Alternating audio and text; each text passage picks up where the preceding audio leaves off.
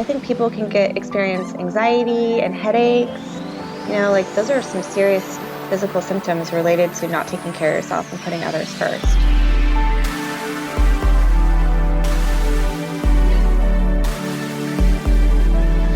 Welcome to Radically Loved Radio. I am your host, Rosie Acosta, yoga teacher and teacher trainer, mindfulness coach, speaker, and creative writer. I am also the founder of radicallylove.com, a website where you can go for more information about yoga, mindfulness, meditation, and lifestyle advice. On this podcast, we talk to people within our health and wellness community that are creating content through the ritualistic practice of yoga, meditation, or overall mindful living. We hope to create value in your life so that you can achieve your highest potential and live a radically loved life. To stay in touch with us, just follow me on Instagram and Twitter at Rosie Acosta and on Facebook at Radically Loved Rosie. You can sign up for our newsletter on radicallylove.com to stay up to date on future workshops, retreats, and latest podcasts. I hope that Radically Loved Radio leaves you feeling inspired to create something powerful. My teacher, Yoga Rupa Rajstreger, says, if you powerfully believe in the value you have to offer the world, your love and passion for it will be an unstoppable force. Thanks for listening. This episode is brought to you by Four Sigmatic.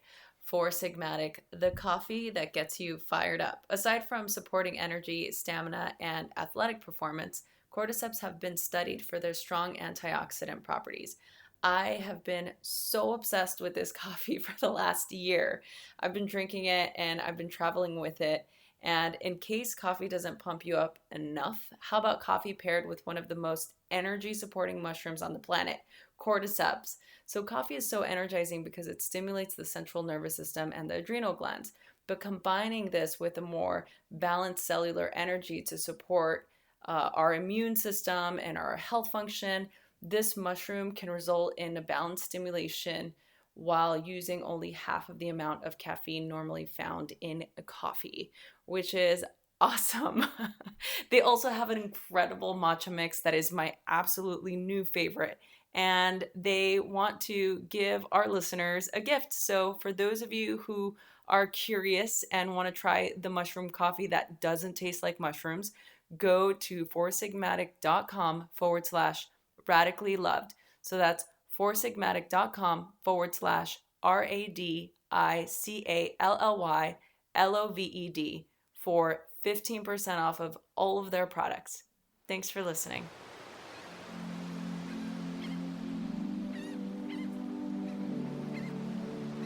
I am so excited about having this special guest today on our technically first this is our very first tea time with Rosie, and I couldn't have imagined a better first guest. Laura Bishop is here with us. Yay. Hi, everyone. So this is Laura. She's amazing. She's been a longtime listener of this podcast, and over the years our relationship has grown, and she's been such an intricate part to me and this community and everything that we're trying to build together. I mean, she's very much a part of us and everybody listening, and I can't wait for you guys to hear her story and get a little bit more background on who she is and what she does, and just have tea with us. Well, I have to just start by saying thank you so much for asking me to do this. I'm incredibly honored. And when I say that, I know people say that a lot, but for me, I'm truly honored to be here and to be a part of your podcast and this new segment. When I first started listening to Radically Loved, I think about 3 years ago or 2.5 years ago, I'm not quite sure, but I was in so much emotional pain, and just listening, I had no idea who you were. I didn't know anything about you. And just listening to your feedback and how you presented yourself on that podcast and your guests and the topics, I just felt really connected immediately. And that's how I eventually came to know you. And so I think the podcast is the catalyst for a lot of personal growth on my part and a really beautiful friendship between you and I. So I can't say enough about Radically Loved and now this Tea Time with Rosie segment. So again, I'm honored and I'm very grateful to know you, and I'm excited to have this time with you today. Yeah, I'm so excited too, Laura. That's very sweet. I'm obviously very very humbled by your words. For the people listening, just let's give them a little background as to who you are and what you do. So we can just, have a conversation about what you got going on and just, inform them. Okay, yeah, I would love to. I'm a personal life coach and I'm also a recovery consultant. So that's two very vague things, obviously. The life coaching aspect is individual work with clients who want to take some action in their life, whether they're having some difficulties and challenges in relationships or career burnout or any minor emotional situations. I say minor because if someone's having, a significant crisis and there's a need for, a high level of care, for example, I'll certainly recommend that they do some work before we work together, just so that there's more of a stability in place. Mm-hmm. And then the recovery consulting that I do is to help individuals and their families who need some education around addiction and addiction services. I've been in the substance abuse treatment industry for over 10 years. And so that's something that I'm really passionate about. And I find that families are the ones that are the most lost when they have a loved one suffering. And so it's a really great opportunity to educate them and to offer support. And also, as a woman who's sober herself, I get to represent the community and show them that there is hope for their son or their daughter or their spouse if, I'm standing there letting them know what I did.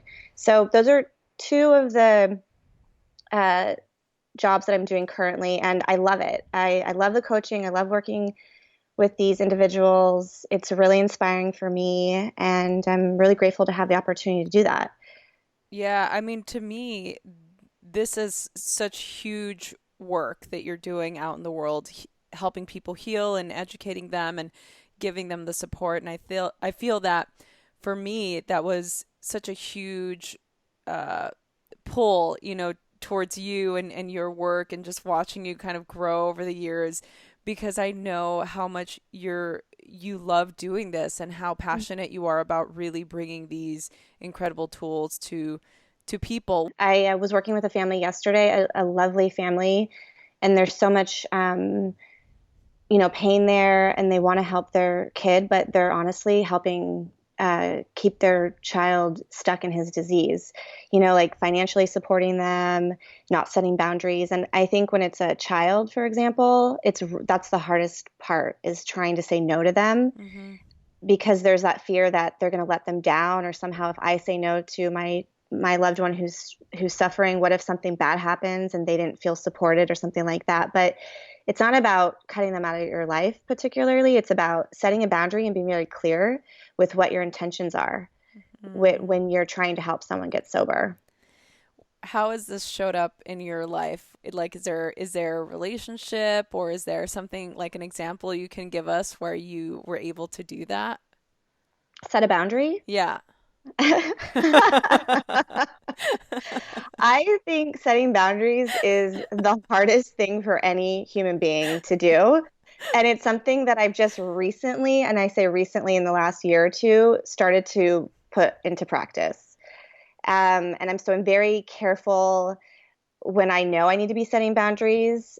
I'll take that chance, but it's hard for me still. I always fear I'm going to hurt somebody's feelings or I'm going to miss out on something or someone's not going to like me. I mean, there's a lot of ego attached to setting boundaries with somebody, at least for me. Yeah. And so it's hard. It's a struggle, but the more confident I get with the work I'm doing in particular, it's really important for me to have those boundaries. And I have to set boundaries in my personal life as well with family members. And I think that's the hardest too, because sometimes family members or friends are not as receptive and they won't honor your boundaries. And so it's kind of this give or take until they start to realize that I'm no longer going to do what it doesn't feel good for me, and Mm. that can hurt their feelings too. So it's kind of this confusing situation, at least for me, until people start to get comfortable with it, and then I have to get comfortable with it. Mm.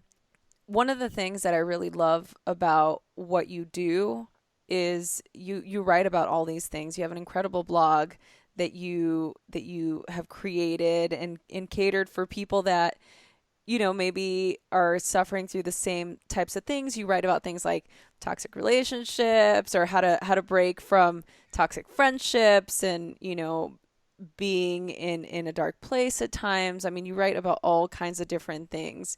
What do you think for you has been like the sort of propellant, or what has pushed you forward to put those things out there? That's a really good question. I've been a writer since I could read and write. I always found myself when something was going on, I would take pen to paper. Even when I was a kid, like 9, 10 years old, I would write poems as an expression of how I was feeling because at that age, it's kind of hard to articulate it. But for whatever reason, I would create these poems or stories that if you really took the time to look at, you could see that there are some underlying issues going on in that. And so I've always been a writer, journaling, but I've never shared it with people Mm-hmm. until recently. For me, writing is so cathartic, and I have a lot of experiences that I feel people could resonate with. And when Mm-hmm. I hear other people's stories, whether I'm reading them or I'm listening to them on a podcast, and hear that they experienced something similar and there was hope on the other side of that, it just propels me to move forward. And so I was hoping to do the same for other people. And also, it's just been such a gift for me because there's been a lot of experiences that I write about. I tend to write a lot about relationships, whether they're intimate relationships or platonic friendships or anything around, interactions with other people. But for me, there's been a lot of losses in relationships, and I've been able to see my part in that. I've been able to heal from that, and through my writing. And that's the part that brings me the most joy because it's really been a therapeutic process for me. And it Mm. doesn't hurt that I'm helping someone along the way. Yeah. Yeah. You recently wrote an incredible article for Mantra magazine. Can you talk to us about that? Of course. It's so exciting. I pinch myself actually. I have the cover sitting downstairs and I sat it on my kitchen table so I see it every morning when Ah. I wake up. It's supposed to come out, I think, at the end of the week or maybe next week. But regardless, I wrote that after ending a relationship that was really meaningful to me. And I was finding that I was having a hard time moving forward and I was just really stuck in my pain, which I think there is value to being leaning into your feelings when you're Mm-hmm. experiencing something emotional. Yeah. However, for me, it felt like it was a little bit more challenging for me to get out of that cycle of grief. And so I was sitting at the airport flying to Seattle for work and I just took out my laptop and started writing, and I was doing it for myself, and I was doing it as a reminder. I include 5 tools that have been really helpful in past relationships and past heartbreaks: moving your body and reaching out to others, being grateful, stuff like that. Mm-hmm. And so I was writing it as a reminder to myself, as like, Laura, hey, you got this. You know the tools, you have them, you know how you can move through this pain. And then it helped. I Yeah. literally felt like I was able to move forward after that. And then Mantra Magazine asked to include it in their issue, and it's so exciting, and I'm incredibly grateful. And I really hope that the tools that I put in place are helpful to other people. That is just, I am so grateful that you did that because I feel like, there's been a lot of people that listen to this podcast and, we talk about all kinds of different topics, but I think this is one, especially with the climate that we're in the world of relationships and dating and, people not really knowing what they want in life or having too Mm-hmm. many options, in my opinion, them not knowing themselves fully, people not realizing how much work it is to be in a relationship. I can go on and on, obviously. So I think that this article couldn't come at a better time, and I obviously am extremely happy for you because I know how much heart and work you put into the stuff that you do and the things that you put out there. So I'm excited about that. But like one of the things that I think is important to talk about or to just, maybe get some insight for the people listening is how sort of disappointing it can be to be out there, and we all have these experiences, and we can sometimes get into this place of not really knowing whether we're gonna, ever find the right person, Hmm. So for the people that are listening to this right now, that have gone through the same heartache and have gone through the same sort of lulls that you have, that relate to your writing and your blogs and your posts, what can you say to them about that? I think the best thing that I would want to hear if I was in, the thick of it. Right now I'm on the other side of it. I Right. mean, this relationship ended and there's parts of me that really misses the relationship, but I'm on the other side of the grief. So if I was in the thick of it, Mm-hmm. I would want to be told that there's a light at the end of the tunnel and that my worth is not dependent on another human being. Mm. And I think that that's portrayed, or at least I hope that that message is portrayed to an extent in this Mantra magazine article, because for me, that's my biggest challenge is when relationships end, I instantly gravitate towards what did I do Mm-hmm. instead of remembering what maybe, or instead of reminding myself, maybe this wasn't the best relationship for me, or maybe this was the best relationship for me in this particular time. And Yeah. it was teaching me confidence and self-worth, and it's propelling me to do something different or to meet somebody new or to have uh, experiences outside of this other person. So Mm. I think that would be the message that I hope somebody would take to heart. I mean, and that's easier said than done. I struggle with that too. But the nice thing is at least I can acknowledge that I struggle with it, and I have people that I can share my crazy thoughts with. And when I get into that place, because it's easy when relationships end for us to get into that poor me or that victim mode, and it's not good for any of us. It holds no value, and especially for me. So I think just remember who you are and remember that everybody is good and everybody is deserving and everybody is worthy of love. Mm, I love that. That's, you say, I love what you say and how you answer it.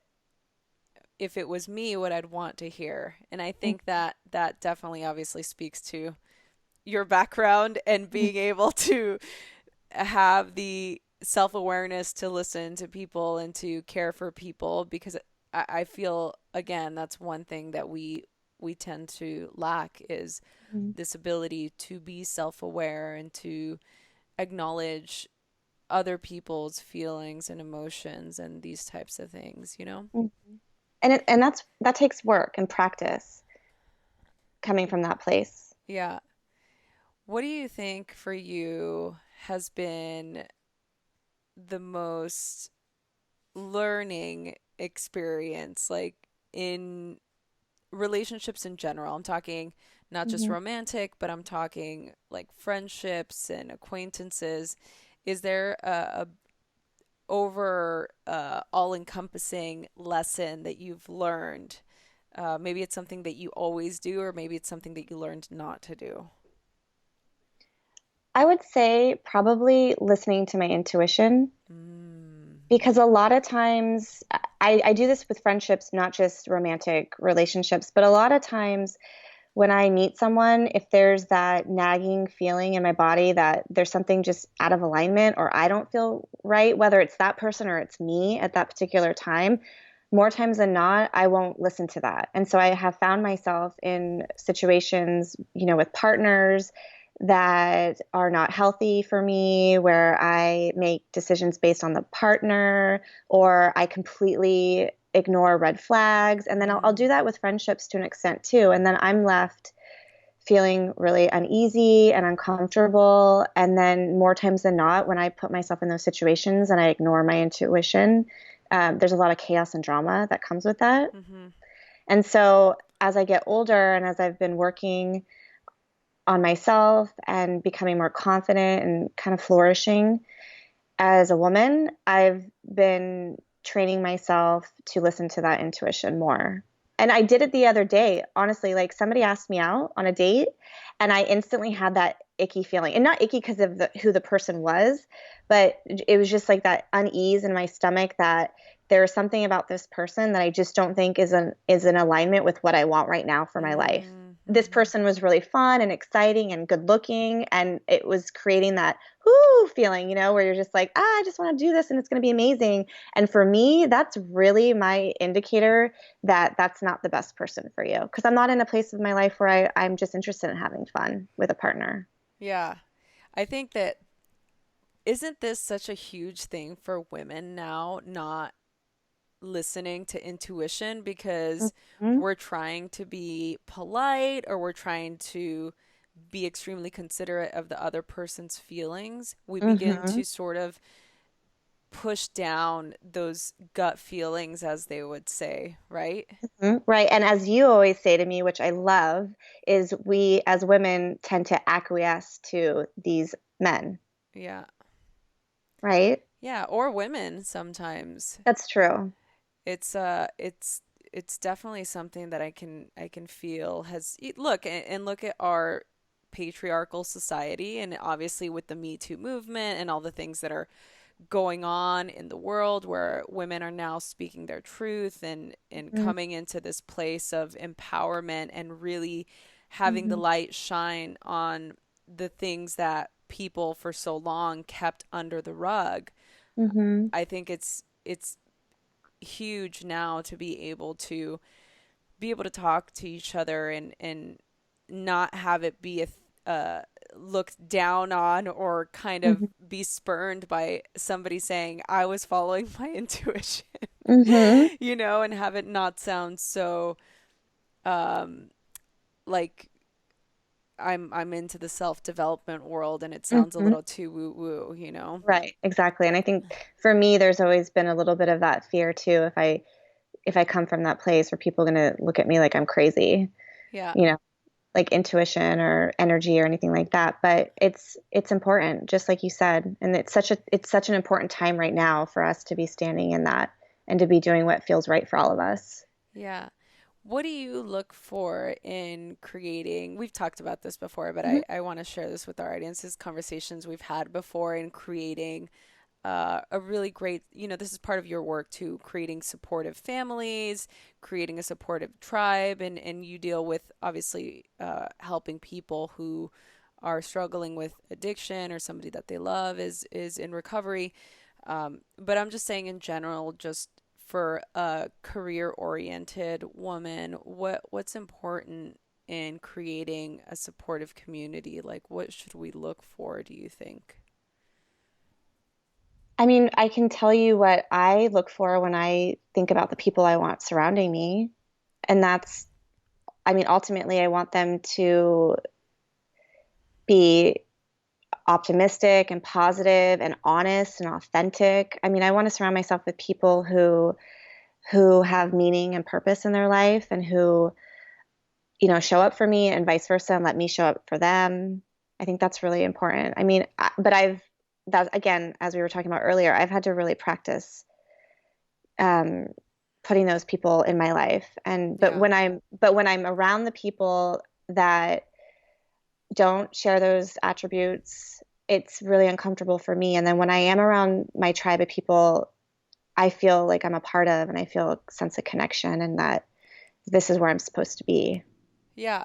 I think that just to go back to what you said about trusting your intuition, I think the same thing Mhm. goes in situations like this, right? When you know that you have people in your life that you may or may not want around, you have Mhm. to be able to feel into that. I mean, like I've gone through phases in my life where I've had certain people in my life, and it's just like a relationship, like you said, that person was right for that time and Mhm. now the time is gone and this person is not right for this time now. I think the same goes for friendships or relationships of acquaintances or people that you're around. I think that there's seasons for that. I Mhm. found that for me it's extremely important to have boundaries. I was just trained, going to therapy from a young age Hmm. to understand, especially growing up with a parent that was and is still suffering from addiction. Hmm. It's definitely something that I learned early on to be able to set those boundaries with even family members. But for people, I think that was a big struggle for me to be able to feel into my intuition and be like, oh, this person, I can't have this person in my life anymore because they're a taker. And Hmm. sometimes those people are family members, and it hurts so much Hmm. sometimes to, m- basically, you know, X them out of your energy field. And it's not to say you can't be around them. It's just you show up in a different way, Hmm. right? So how would you explain that in terms, that people can understand? I mean, I guess it was pretty clear, but Well, you I know. have the same experience actually, and Mhm. it comes up with particular friends and some family members. And Yeah. so what I do now is I pay attention to how I feel. Like if I have to return a phone call, I do a quick spot check inventory, a physical one of my body. And if I'm feeling tense or angry or anxious Uh-huh. in any regard, I will wait to make that phone call. And the same for Mm. if I know that I have to be around certain people. I have said I'm not going to be able to make it based on the fact that I know that I'm not in a good place spiritually to be able to I either set my boundaries and maintain them or to be comfortable in amongst these particular people. And I think that's okay. I was working with a client a couple of weeks ago who was sharing a similar experience regarding one of her family members, and she is having a really hard time setting that boundary. And she's, shares the same things we were talking about earlier that, somebody will be mad at her, or she's a bad daughter, or something like that. But I think it's 100% okay to take care of yourself first. And if you're not in a place where you can show up in the way that you want to show up. I don't want to go hang out with a family member and be a brat the whole time because of how I'm feeling. And that's how Yeah. I will show up. I'll withdraw, I'll be negative, I'll just overall not be pleasant to be around. And so why would they want to be around me firstly? And then secondly, why would I want to put myself in that situation? So I think everyone should be able to take care of themselves and do what is going to serve them best. Right. Did that make sense? Yeah, Okay. absolutely. Yeah, I think yeah, that's it's important because I feel like for me it's sort of that the old resonant of Catholic guilt comes Mhm. in. And I think part of that is pushing the intuition aside and being like, even though that's really great advice, like doing a physical check, because even Mhm. thinking about it now, like my heart is like, my chest is tight, like my throat gets tight, like I get, pricklies all over my forearms, and I know, okay, this is a sign. Don't call this person, or Mhm. don't answer the phone, or now's not the best time to have this person come over to your space. Mhm. you Exactly. know but because I've been so used to just acquiescing to other people's needs, I've often put myself in a situation where I can get physically ill from it. Mhm. Yeah. I think people can experience anxiety and headaches. Like those are some serious physical symptoms related to not taking care of yourself and putting others first. Yeah. Yeah. So I want to talk a little bit about social media because this is a conversation that you and I have had several times. Okay. And I was just talking to a friend of mine who's been a guest on this show. She's incredible, and we just were having this conversation yesterday about uh, having these sort of feelings of she's having a how do I say this?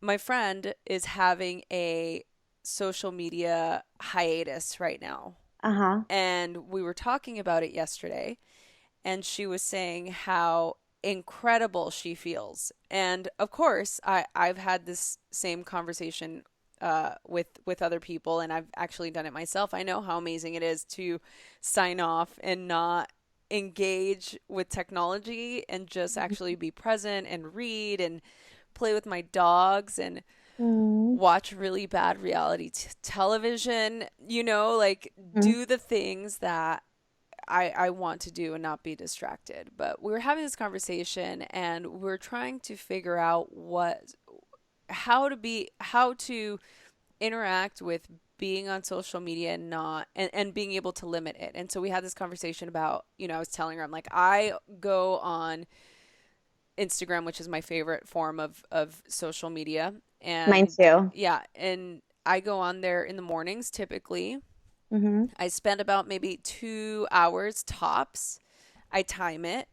And then I sign off and like I sign out of the app. So it's not just a what is it, like a finger click away. It's logged Mm-hmm. out of my phone, and that's it. And then it's out of my mind, and I'm not thinking about it. And it's just, I can go on to the next. And I'm extremely methodical about how and when I post. I'm Mm-hmm. quicker to respond to emails than I am to a message on Instagram. But we were talking about this whole thing, how we are starting to feel that studies are showing Mm-hmm. how we're getting more and more depressed because of social media. Mm-hmm. And although there are people and things that we look at, and you and I have talked about this before, that are uplifting and are inspiring, and we get so happy to see certain things in certain people, it's not like that 100% of the time.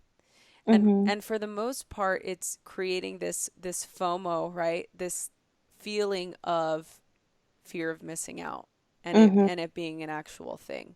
Mm-hmm. So I'm curious to hear your thoughts and to have you share your thoughts on here and to just kind of explore what or how we can approach being on this platform Mm-hmm. or on social media in a way that's not going to affect us emotionally. And obviously you're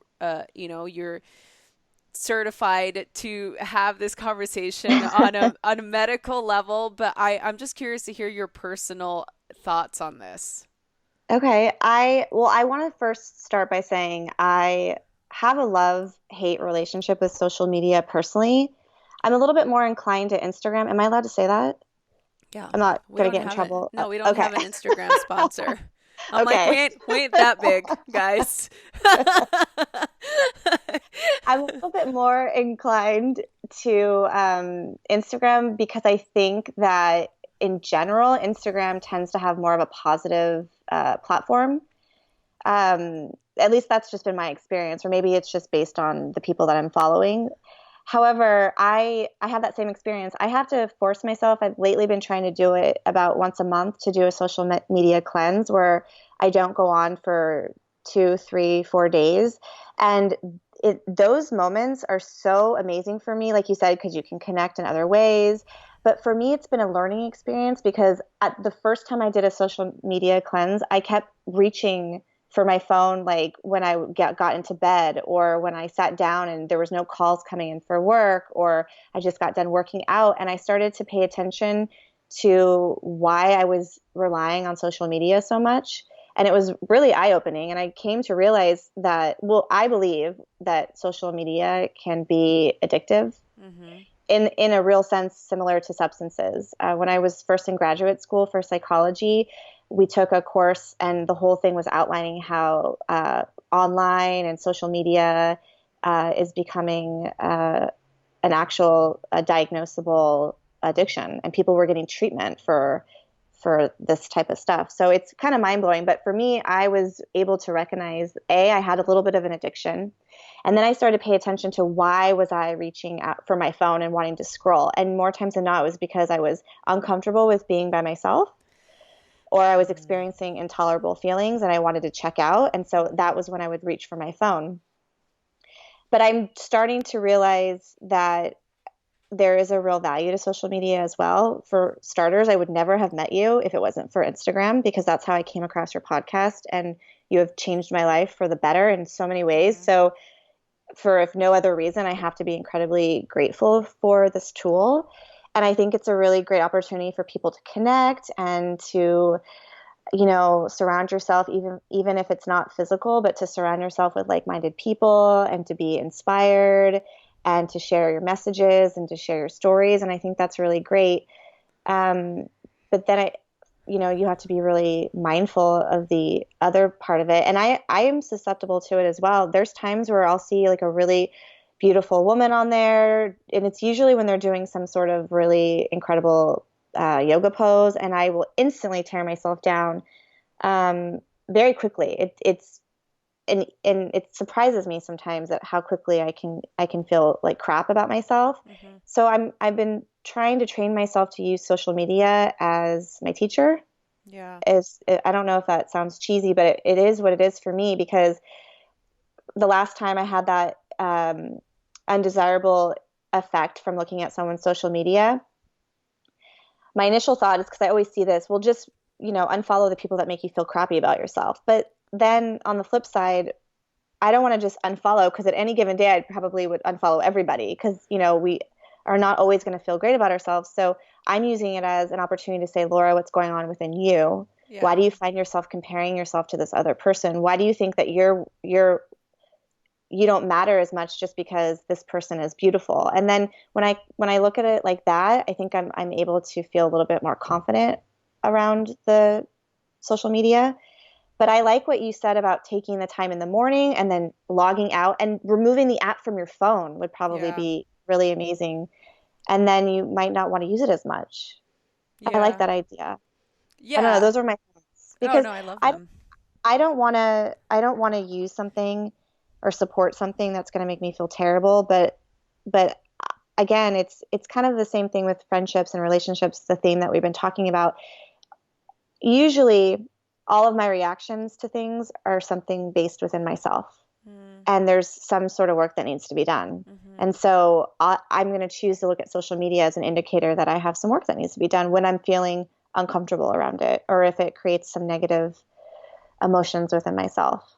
Mm. Yeah, I totally agree 100%. Since you've been a long-time listener of this Hmm. show, what has been your favorite podcast? Like, who's been your favorite guest? Oh my goodness. Oh my goodness. I swear I've listened to every single one, sometimes on multiple occasions. Oh God. And I don't want to offend anyone, because you've had some tremendous people Oh, on your podcast, and individuals that I admire greatly. So I'll pick my three favorites, oh, okay, if go that's for it. okay. No, that's Because great. because I would three never be. just came to That's mind. great. I love that. Okay. Three's good. So the first one I have to say, because I just think the world of him, even though I don't even know him, but he's just so inspirational and has such a great energy about him. And I love everything that he's doing, as Henry Amar, Yeah, your friend. I knew you were gonna Ah, say that. I knew it. I love him. Henry's the best. He really is. Every time when you have him on your podcast or on your Instagram stories, first of all, that smile, how can you not fall in love with him because of that smile? It's so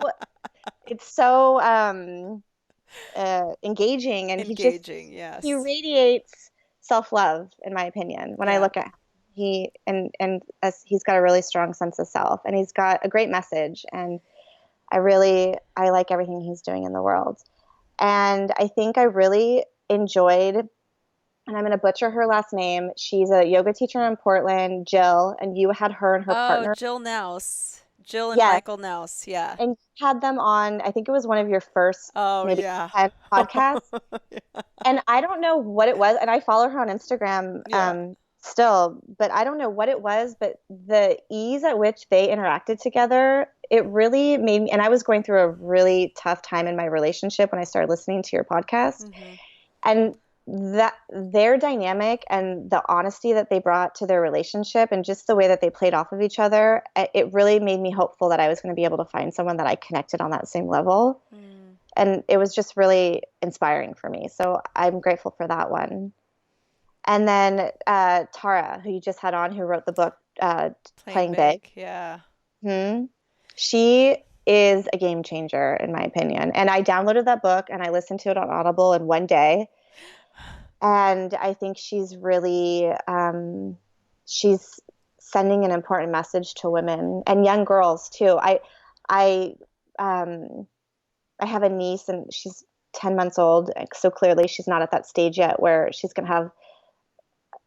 she won't be impacted by all the messages she's hearing yet, but she will be soon. And I was really touched by Tara's message that these young girls can be taught early on that they matter and that it's okay to be ambitious and to go for what they want. And I'm grateful that there's people out there that can remind us of that.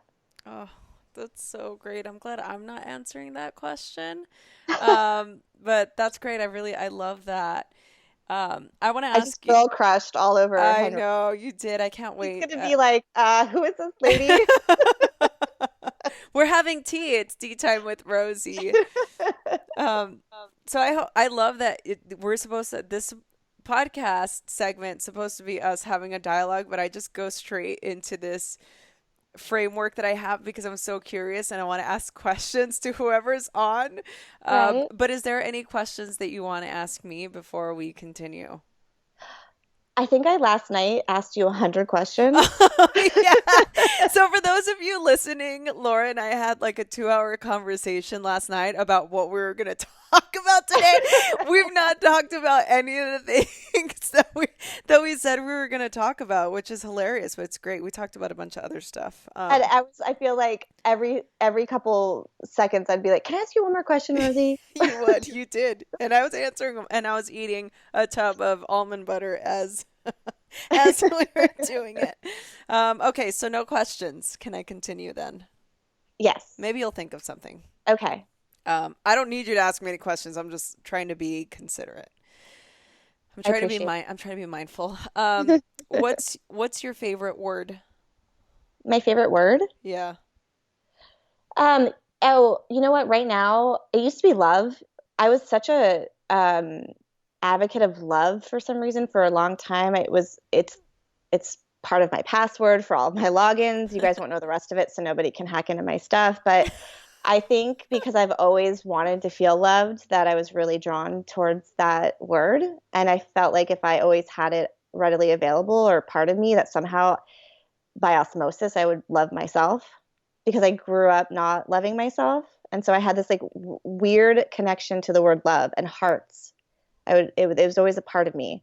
But I, at the new year, was doing this exercise and I decided to choose a new word for 2008 that I wanted to embody my plans for myself professionally and personally as we went into 2018. And so I chose flourish, Oh, I like that. which I like because it means to bloom and come into my own. And that's what I feel like I've been doing more recently. And it's something that I want to continue to do. Oh, I love that, Laura. What's your least favorite word? My least favorite word? That's a good question. I don't know if I've ever considered that. Oh, you know what? My least favorite word I'd have to say is no, because it's so hard for me to say no to people. That's good. I would probably say that mine would be the same. Yeah. What sound do you love? Sounds. Yeah. I love the sound. This is gonna sound so corny, but if anybody ever gets the opportunity to meet Jax, you'll understand. Jax is my dog, but he's so much more than a dog. And he's my baby and I love him. And when he sleeps, he makes these little noises with his mouth. It's like a little puckering sound. I know it's so out there. People are probably like, we lost her. But that's my favorite sound. It's just so comforting and it makes me feel like he feels safe. And then I love the sound of the ocean without fail. Oh, I love It's that. really therapeutic for me. And the sound of rain. I sleep with the noisemaker on every night and it's the sound of rain and it's really calming for me. It makes me feel like I'm washing away the day. And I love the sound of my niece's little giggles. She just started learning how to giggle and laugh, and she makes these really adorable noises, and it's so heartwarming. Oh, and she's like so super cute. She is the most adorable human being I've ever met. Truly. My sister and my brother-in-law did really good with that one. Oh. Yeah. Okay, last question. hmm If heaven exists, what would you like to hear God say when you arrive at the pearly gates? That is an incredible question. Oh my goodness. I think I would have so many questions for him before I would want him to say anything to me. I would want him to say, welcome. That's it.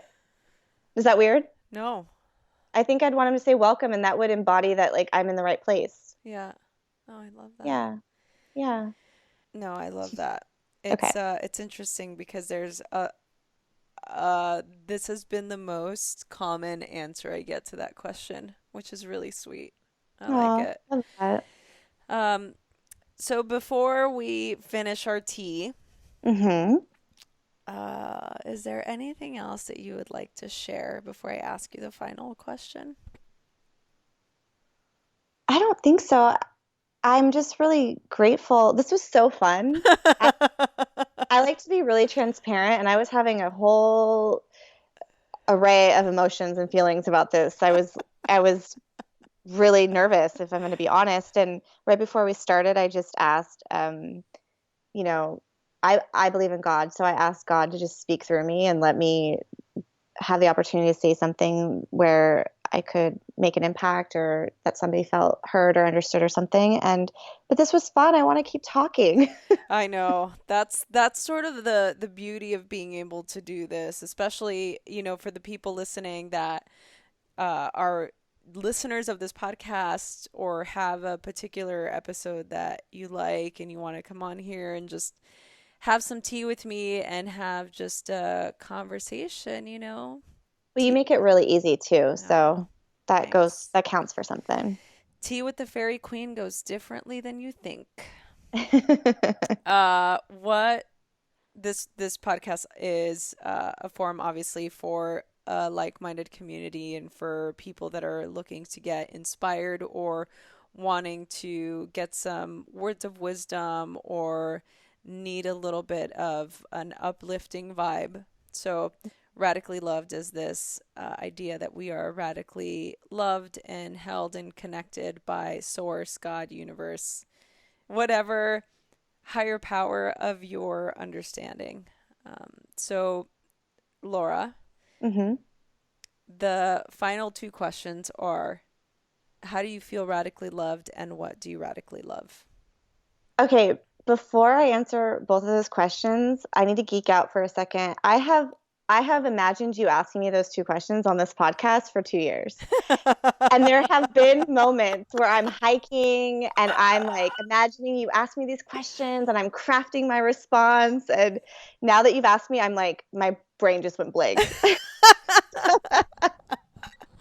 And I didn't think you were going to ask me those questions. Somehow I didn't prepare for those two questions. But um, all joking aside, I think I would have to say I feel radically loved when I'm being true to myself.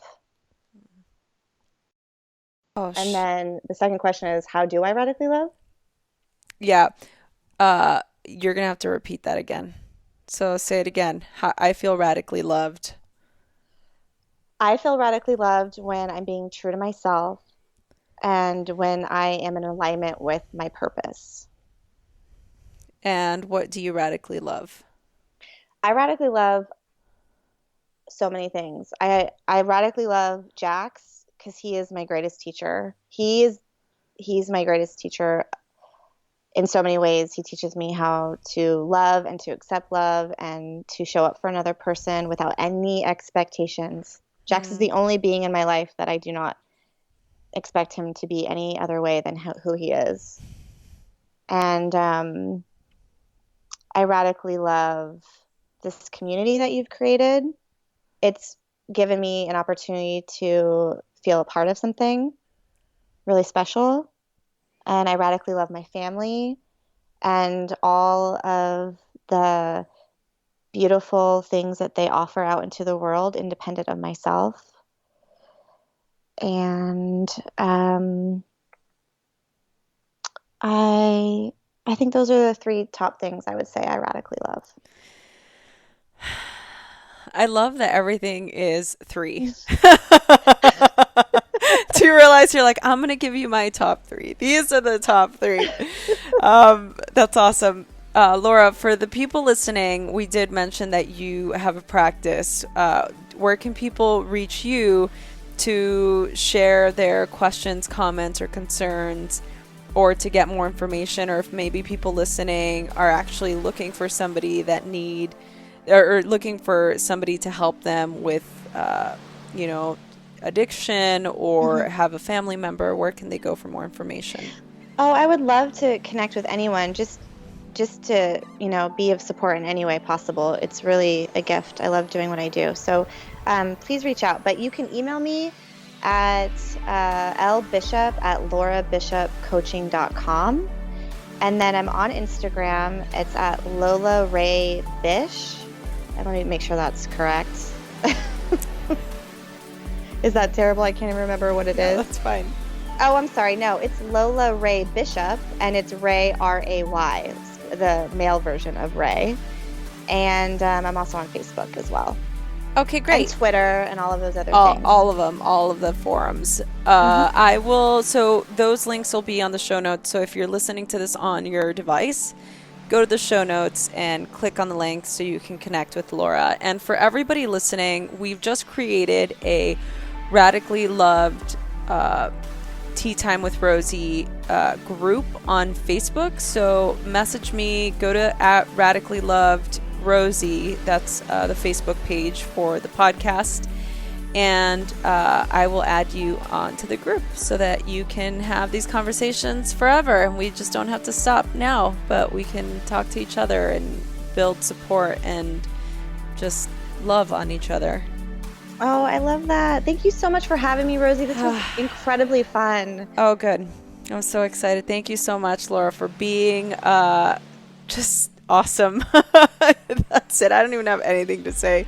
Thank you for being a supporter of this podcast and for just being an incredible human being on this planet and for helping people and for making a difference. Thank you. That's so sweet of you to say. I appreciate that. Hey everyone, I hope you enjoyed this episode. I am so excited to continue to do this. Please share this with your friends. Email us, message us on Instagram at Rosie Acosta or on Twitter at Rosie Acosta. Subscribe on iTunes, write a review. We love doing this, so please help us continue to keep this podcast going. Thanks for listening.